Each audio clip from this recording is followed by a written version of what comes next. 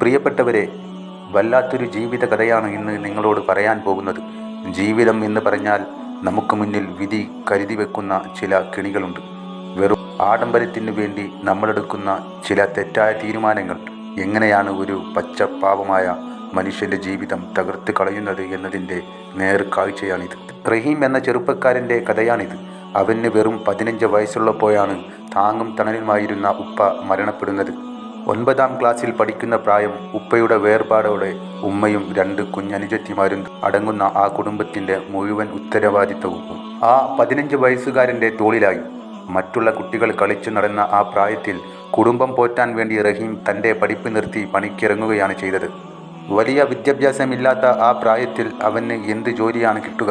നാട്ടിൻ പുറത്തെ കഠിനമായ കൂലിപ്പണികൾ തന്നെ അവൻ തിരഞ്ഞെടുത്തു. കല്ല് ചുമക്കുക, മണൽ വാരുക, കിണറ് വെട്ടുക, കാട് വെട്ടുക തുടങ്ങി കഠിനാധ്വാനമുള്ള ജോലികൾ. പുലർച്ചെ സുബഹി നമസ്കാരം കഴിഞ്ഞാലുടൻ തന്നെ റഹീം പണിക്കിറങ്ങും. വൈകുന്നേരം 4-5 മണിയാകുമ്പോഴേക്കും പണി കഴിയും. അധ്വാനിക്കാൻ ഒട്ടും മടിയില്ലാത്തത് കൊണ്ട് തന്നെ ദിവസവും 2000 മുതൽ 2500 രൂപ വരെ റഹീം സമ്പാദിക്കുമായിരുന്നു. അതായത് ഒരു മാസം 50,000-ലധികം രൂപ ഒരു നാടൻ പണിയിലൂടെ അവൻ ഉണ്ടാക്കി. ആ പണം കൊണ്ട് അവൻ തൻ്റെ അനിയത്തിമാരെ നല്ല രീതിയിൽ പഠിപ്പിച്ചു. ആർക്കും ഒരു കുറവും വരാതെ അവരെ നല്ല നിലയിൽ കല്യാണം കഴിപ്പിച്ചു അയക്കുകയും ചെയ്തു.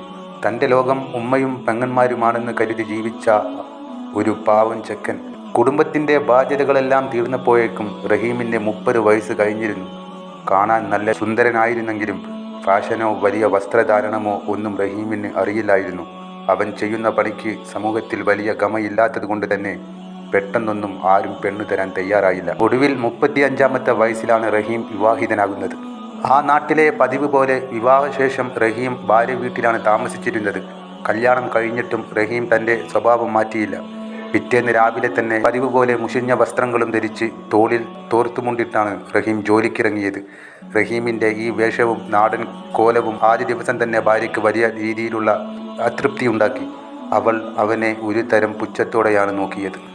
ജോലി കഴിഞ്ഞ് നേരെ സ്വന്തം ഉമ്മയുടെ അടുത്ത് ചെന്ന് അവരെ കണ്ട് കാര്യങ്ങളൊക്കെ അന്വേഷിച്ച് എന്തെങ്കിലും സാധനങ്ങൾ വാങ്ങിക്കൊടുത്ത ശേഷമേ റഹീം ഭാര്യ വീട്ടിലേക്ക് മടങ്ങാറുണ്ടായിരുന്നുള്ളൂ.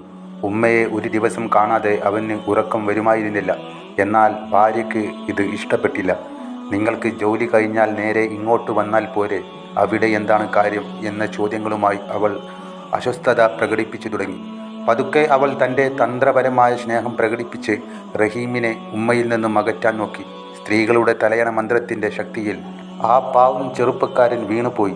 ദിവസവും ഉമ്മയെ കണ്ടിരുന്ന റഹീം പതുക്കെ 2-3 ദിവസം കൂടുമ്പോഴും പിന്നീട് ആഴ്ചയിൽ ഒരിക്കലും ഒടുവിൽ മാസത്തിലൊരിക്കൽ മാത്രവുമായി ഉമ്മയെ കാണുന്നത് ചുരുങ്ങി. നാട്ടുകാരും അയൽവാസികളും റഹീമിൻ്റെ ജോലിയെയും വസ്ത്രധാരണത്തെയും കുറിച്ച് ഭാര്യയോട് സംസാരിക്കാൻ തുടങ്ങിയതോടെ അവൾക്ക് ഭർത്താവിൻ്റെ പണിയോട് വെറുപ്പായി മാറി. നല്ല വരുമാനമുണ്ടായിരുന്നിട്ടും സമൂഹത്തിൽ അന്തസ്സുള്ള ഒരു ജോലി ഭർത്താവിന് വേണമെന്ന് അവൾ വാശി പിടിച്ചു.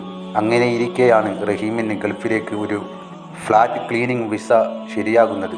നാട് വിട്ട് എങ്ങും പോകാത്ത റഹീമിന് ഗൾഫിൽ പോകാൻ വലിയ ഭയമായിരുന്നു.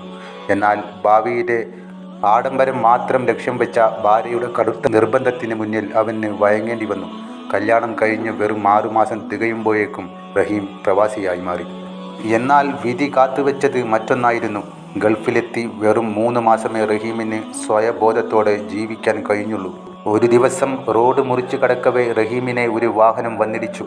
ആ ക്രൂരമായ വാഹനാപകടത്തോടെ റഹീമിൻ്റെ ഓർമ്മശക്തിക്കും ശരീരത്തിൻ്റെ ചലനശേഷിയും പൂർണ്ണമായും നഷ്ടപ്പെട്ടു. ജീവനുണ്ടെന്ന് മാത്രം പറയാവുന്ന അവസ്ഥ. ഒടുവിൽ ദുബായിലെ സാമൂഹിക പ്രവർത്തകരുടെ സഹായത്തോടെ റഹീമിനെ നാട്ടിലേക്ക് തിരിച്ചെത്തിച്ചു. എവിടെയാണോ അവൻ ജനിച്ചു വളർന്നത് ആ പൊന്നുമ്മയുടെ കൈകളിലേക്ക് തന്നെ ഒടുവിൽ ചലനമറ്റ ശരീരവുമായി റഹീം തിരിച്ചെത്തി. വെറും മാനാഭിമാനവും സ്റ്റാറ്റസും നോക്കി ജീവിക്കാൻ തുനിഞ്ഞ ഒരു പെണ്ണിൻ്റെ വാശി കാരണം തകർന്നത് ഒരു പാവത്തിൻ്റെ ജീവിതമാണ്. നിലവിൽ റഹീമിൻ്റെ ഭാര്യ ഗർഭിണിയാണ്. ആ പെണ്ണിനും പടച്ചിറപ്പ് വലിയൊരു പരീക്ഷണം തന്നെയാണ് നൽകിയിരിക്കുന്നത്. പള്ളി കമ്മിറ്റിയുടെയും ചാരിറ്റി പ്രവർത്തകരുടെയും സഹായത്തോടെയാണ് ഇപ്പോൾ ഈ കുടുംബം മുന്നോട്ട് പോകുന്നത്. റഹീമിൻ്റെ ജീവിതത്തിൽ ഒരു അത്ഭുതം സംഭവിക്കുമെന്ന പ്രതീക്ഷയിൽ പ്രാർത്ഥനകളോടെ ഈ വീഡിയോ അവസാനിപ്പിക്കുന്നു. ആ കുടുംബത്തിന് വേണ്ടി നിങ്ങളും ദുആ ചെയ്യുക.